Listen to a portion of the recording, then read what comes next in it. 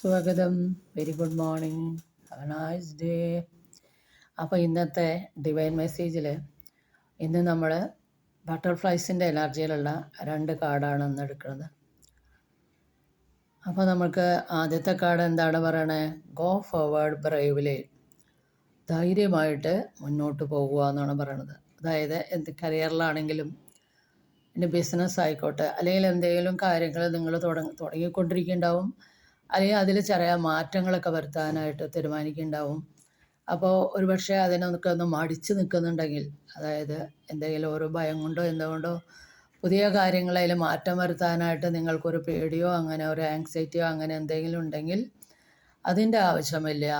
Go forward bravely. ധൈര്യമായിട്ട് മുന്നോട്ട് പോകൂ എന്നുള്ളതാണ് ആദ്യത്തെ കാർഡ്.